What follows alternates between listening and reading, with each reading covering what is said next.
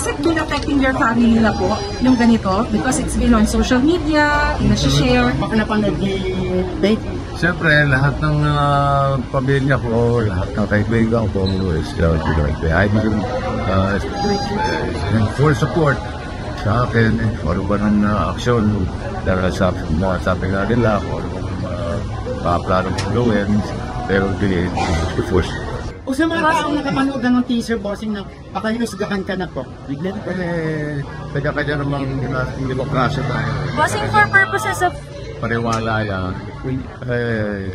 Basta ako naniniwala sa sistema ng ating justice. Bossing, for purposes of balance po, has anybody from the production nang ginagawa yung movie ever sought for your side? Wala. Huh.